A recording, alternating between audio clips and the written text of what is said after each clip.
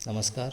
मेरा नाम धर्मेंद्र कुमार है और मैं राजकीय कन्या महाविद्यालय लालसोट में सहायक आचार्य के तौर पर भूगोल विषय पढ़ाता हूँ। आज के इस वीडियो में हम लोग भारत के भूगोल के अंतर्गत भारत के भौतिक स्वरूपों के बारे में अध्ययन करेंगे। जैसा कि आप लोगों को पता ही होगा, भारत का भूगोल BA पार्ट 3rd ईयर का द्वितीय प्रश्न पत्र है।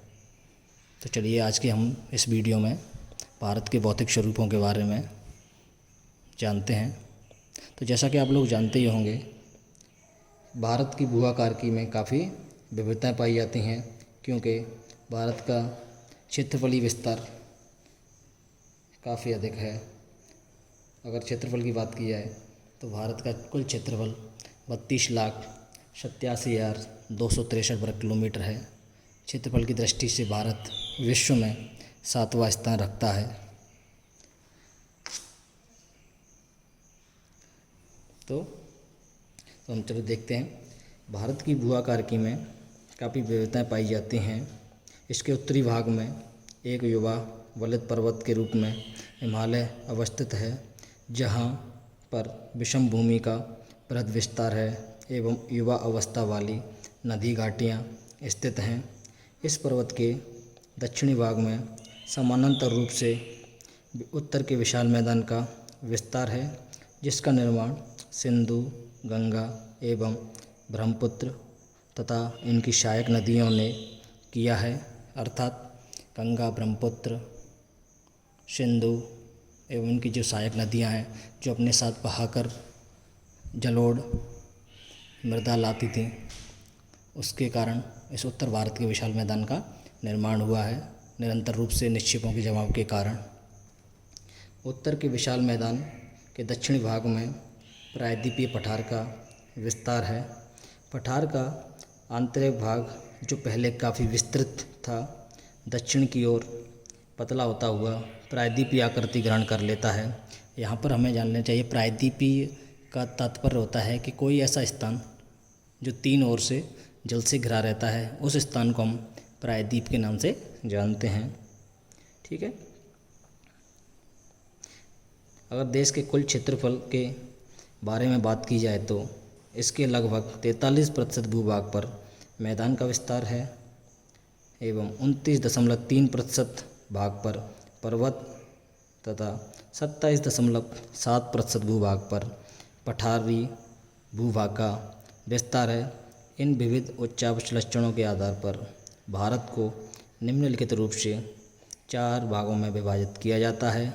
सबसे पहले है हिमालय पर्वत समूह, उसके पश्चात उत्तर भारत का विशाल मैदान, उसके बाद प्रायद्वीपीय पठारी भाग एवं अंतिम है तटीय मैदान एवं द्वीपीय समूह। तो आज के इस वीडियो में हम लोग हिमालय पर्वत समूह के बारे में विस्तार रूप से अध्ययन करेंगे।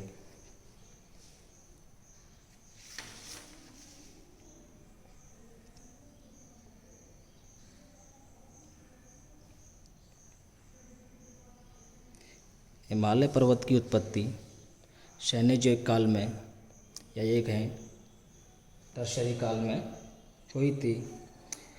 भारत के उत्तर में अवस्थित यह महान पर्वत समूह, जिसका विस्तार एक चापाकार रूप में कश्मीर से लेकर अरुणाचल प्रदेश तक है।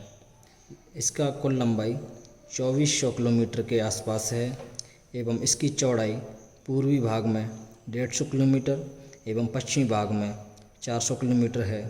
प्रमुख रूप से हिमालय पर्वत श्रृंखला भारत, नेपाल एवं भूटान में फैली हुई है।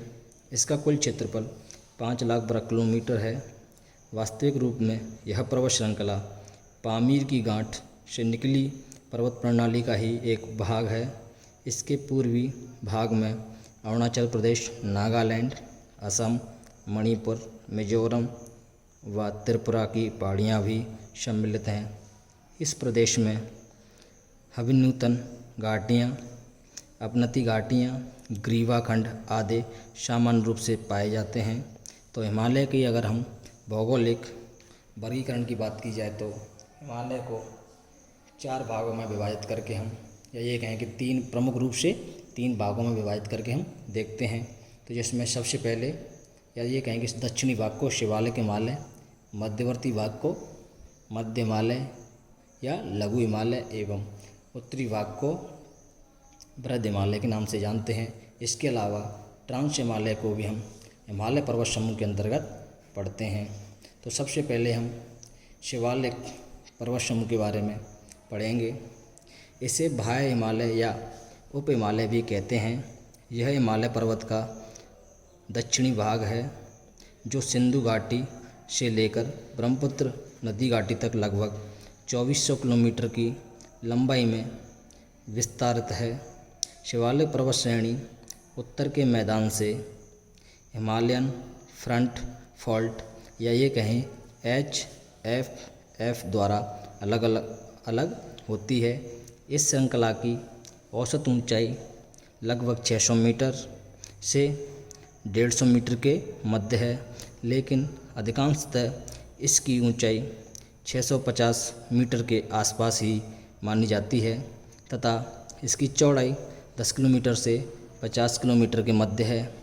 इसके विभिन्न भागों को अलग अलग स्थानों पर अलग अलग नाम से जाना जाता है, जैसे जम्मू में जम्मू पहाड़ियाँ, अरुणाचल प्रदेश में डफला, मिरी, अबोर, मिसमी, अक्का आदि नामों से जाना जाता है। इस क्षेत्र में कुछ विस्तृत समतल घाटियाँ भी हैं जिन्हें पूर्व में द्वार के नाम से जैसे हरिद्वार के नाम से जाना जाता है एवं पश्चिमी भाग में इनको दून कहते हैं, जैसे देहरादून, पाटली दून। इसके बाद हम लघु हिमालय के बारे में पढ़ते हैं। इसे मध्य हिमालय या हिमाचल हिमालय भी कहते हैं।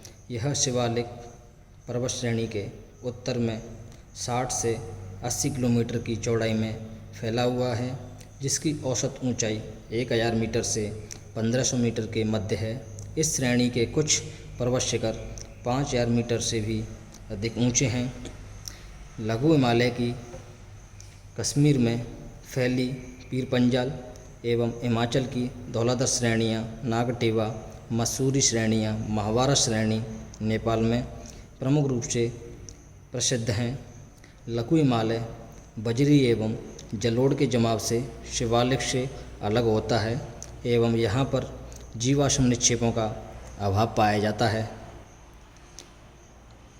लघु हिमालय में या लघु हिमालय के पर्वतीय ढालों पर छोटे छोटे लघु घास के मैदान पाए जाते हैं, जिनको स्थानीय रूप से कश्मीर में मर्ग या गुलमर्ग एवं उत्तराखंड में बुग्याल एवं प्यार के नाम से जाना जाता है।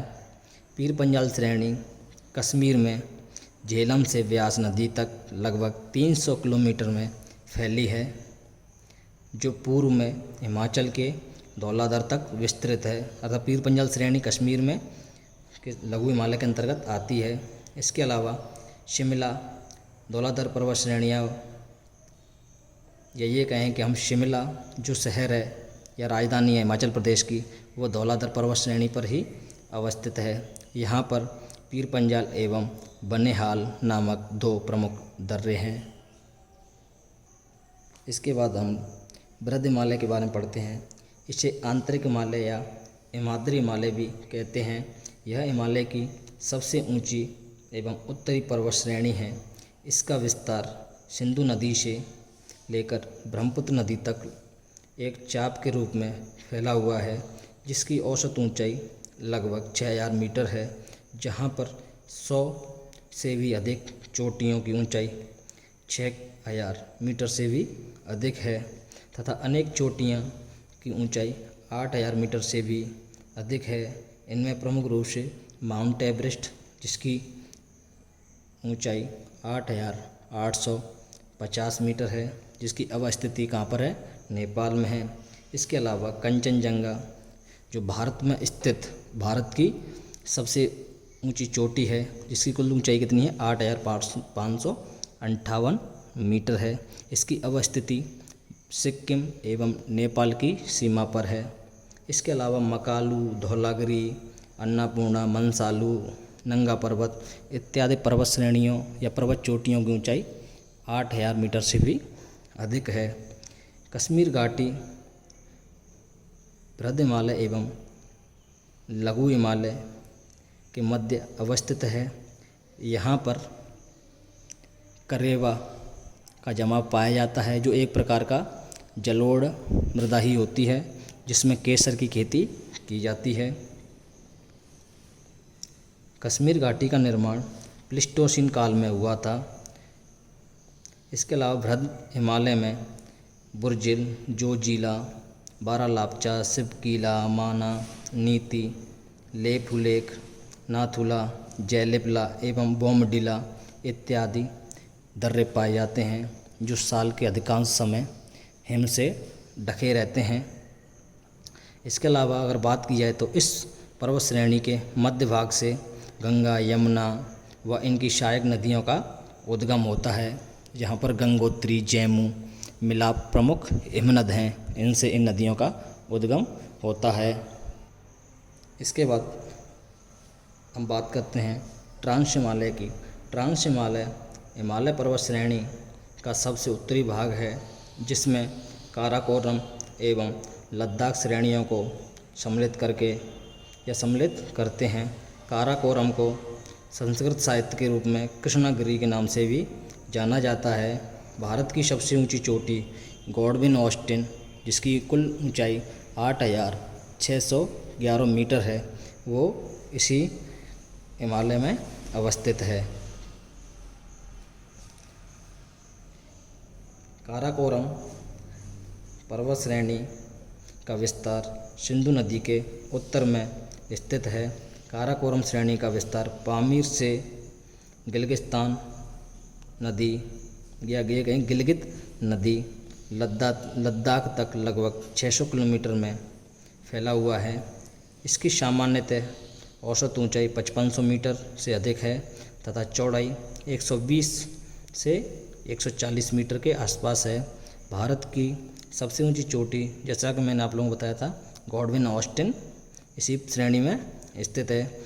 इसके अलावा यहाँ पर अनेक हिमनद पाए जाते हैं, जैसे सियाचिन ग्लेशियर, बाल्टेरो, स्पार, व्याफो इत्यादि। काराकोरम श्रेणी के दक्षिणी भाग में सिंधु एवं उसकी सहायक नदी सियोक के मध्य लद्दाख श्रेणी स्थित है, जो लगभग 1000 किलोमीटर के रूप में विस्तृत है। चलिए अब हम इसको भारत के मानचित्र की सहायता से इन पर्वत श्रेणियों के बारे में जानते हैं। तो ये हमारे भारत के उत्तरी भाग में सबसे ऊपर ये पामीर की गांठ है, जिससे एक तरफ एक है पाकिस्तान की ओर हिंदुकुश पर्वत श्रेणी निकली है, दूसरी ओर चीन की तरफ कुंडल श्रेणी निकली हुई है। इसमें ये वाला भाग ट्रांस हिमालय के अंतर्गत आता है। इसको हम बृहद हिमालय कहते हैं, इसको हम मध्य हिमालय कहते हैं। इसी भाग को हम शिवालिक श्रेणी या शिवालिक हिमालय के नाम से जानते हैं। यहाँ पर ट्रांस हिमालय में ये काराकोरम श्रेणी है। काराकोरम श्रेणी के दक्षिणी भाग में लद्दाख श्रेणी है। लद्दाख श्रेणी के दक्षिणी भाग में जास्कस श्रेणी है। इसके अलावा जो कश्मीर घाटी है, कश्मीर घाटी मध्य हिमालय एवं बृहद हिमालय के मध्य पाई जाती है। यहाँ पर अगर हम बात करें तो पीर पंजाल श्रेणी एवं बृहद हिमालय के मध्य कश्मीर घाटी अवस्थित है, जिसकी उत्पत्ति प्लीस्टोसीन काल में हुई थी और यहाँ पर केसर की खेती की जाती है। इसके अलावा जो भारत के प्रमुख दर्रे हैं, उनके बारे में भी हम भारत के मानचित्र की सहायता से जानेंगे। तो यहाँ पर आप लोगों को दिख रहा होगा कि ये बुर्जिल दर्रा, उसके बाद पीर पंजाल दर्रा, बनिहाल दर्रा से होकर जवाहर सुरंग जाती है, जो NH 1A के अंतर्गत आता है। इसके अलावा ये जोजिला दर्रा, काराकोरम दर्रा, बारालापचा दर्रा, रोहतांग दर्रा, शिवकीला दर्रे से होकर ही सतलाई नदी भारत में प्रवेश करती है। उसके नीचे है उत्तराखंड में नीति दर्रा, माना दर्रा, जिनसे होकर कैलाश मानसरोवर की यात्रा की जाती है। इसके अलावा उत्तराखंड में माना-नीति दर्रा तथा सिक्किम में नाथुला एवं ज़ैलिबला दर्रा है, जिनसे होकर तिब्बत की ओर जाते हैं। इसके अलावा देखते हैं अरुणाचल प्रदेश में बोमडीला दर्रा है। अगर हम बात करें दक्षिण भारत के दर्रों की, तो महाराष्ट्र में थालघाट दर्रा, बोरघाट दर्रा, इनको हम प्रायद्वीपीय भारत के अंतर्गत विस्तार रूप से पढ़ेंगे। एवं केरल में पालघाट दर्रा, सैनकोट दर्रा। ठीक है, अब आप लोगों को जान लेना चाहिए कि गॉडविन ऑस्टिन कहाँ पर अवस्थित है, यहाँ पर। ठीक है, और भारत, अब यहाँ पर आप लोगों को एक बात ध्यान रखनी चाहिए कि अगर आपसे कोई पूछे कि भारत की सबसे ऊंची चोटी कौन सी है, तो कौन सी हमारी गॉडविन ऑस्टिन K2, जिसकी लंबाई कितनी 8,611 मीटर। लेकिन हमें ये ध्यान रखना चाहिए कि ये वाला भाग किस में आता है, अक्साई चीन के अंतर्गत आता है, जिस पर चीन का अधिकार है। ठीक है, लेकिन हम इस स्थान को अपना अभिन्न अंग मानते हैं।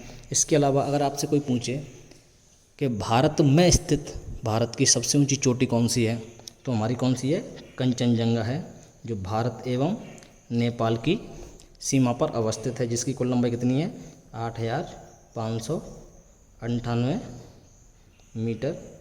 ठीक है, तो भारत में स्थित भारत की सबसे ऊंची चोटी कंचनजंगा है, जो भारत एवं नेपाल की सीमा पर अवस्थित है। भारत का कौन सा राज्य आता है इधर, सिक्किम राज्य। ठीक, तो आज के इस वीडियो में हमने जाना भारत के भौतिक स्वरूप के अंतर्गत हिमालय पर्वत समूह के बारे में। अगले वीडियो में हम लोग उत्तर भारत के विशाल मैदान के बारे में विस्तार रूप से पढ़ेंगे। धन्यवाद।